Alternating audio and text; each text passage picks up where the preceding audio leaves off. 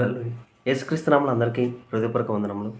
ప్రత్యేకమైన సమయంలో ప్రత్యేకమైన రోజు యొక్క వాగ్దానంతో మీ ముందుకు వచ్చున్నాను. దేవుడు ఈరోజు మనకు అనుగ్రహించబడిన వాగ్దానము యెషయా గ్రంథము 55వ అధ్యాయము 3వ వచనము. దావీదు నాకు చూపిన శాశ్వత కృప మీకు చూపుదెను. హల్లెలూయా. ఈ వాగ్దానం ద్వారా మనం దీవించబడును గాక. ఈ వాగ్దానం ద్వారా మనం ఆశీర్వదించబడును గాక. ఆమేన్. ఎప్పుడైతే ఇచ్చిన వాగ్దానం బట్టి అడుగుతామో అడిగిన సమస్తాన్ని దేవుడు మనకి అనుగ్రహిస్తాడు. ఇచ్చిన వాగ్దానం ఏంటండి? దావీదు నాకు చూపిన శాశ్వత కృప మీకు చూపుదెను. దావీదు సింహాసనం ఎలాగైతే స్థిరపరిచి ఉన్నాడో, ఆయన మీద ఎటువంటి కృప అయితే ఉందో, నజరైన యేసుక్రీస్తు మనం ఎప్పుడైతే విశ్వసించున్నామో ప్రతిదానికి మనము వారసులం అయిపోయామో, ఎప్పుడైతే నజరైన యేసుక్రీస్తు మన కొరకు మరణించి తిరిగి లేచాడని విశ్వసించున్నామో, మన సింహాసనం ఏమైందంటే స్థిరపరచబడింది.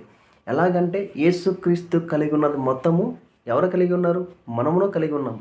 ఎప్పుడైతే ఆయన విశ్వసించున్నామో అట్టి రీతిగానే ప్రతి దాని మీద అధికారం కలిగిన వాడు నజరైన యేసుక్రీస్తు. ఆయన విశ్వసించు ద్వారా నీ చేసే ప్రతి పనిలో, నువ్వు వెళ్ళే ప్రతి ప్రయాణంలో అధికారం ఎవరిలో ఉంది? నీలోనే ఉంది. ఎప్పుడైతే మనం విశ్వసించి ప్రతి దాంట్లో ముందుకు వెళ్తామో, ప్రార్థించి దేవుడు ప్రతి దాంట్లో నీకు విజయాన్ని కలగజేస్తాడు. ఈరోజు ఈ వాగ్దానం ద్వారా మనం దీవించబడును గాక.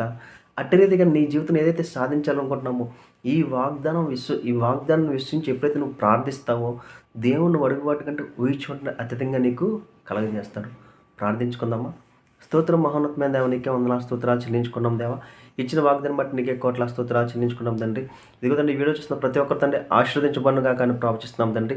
దీవించబడునుగా కానీ ప్రవచిస్తున్నాం తండ్రి. ప్రతి ప్రయాణంలో తండ్రి మీరే తోడే నడిపించిన తండ్రి. ప్రతి అప్పు ఐశ్వర్యంగా మారునుగా కానీ ప్రవచిస్తాం తండ్రి. కావాల్సిన ప్రతి ఒక్కరికి కావాల్సిన ప్రతి ఒక్క సహాయాన్ని అందచేయమని నజరేయుడైన యేసుక్రీస్తు నామములో అడిగి వేడుచున్నాం తండ్రి. ఆమేన్.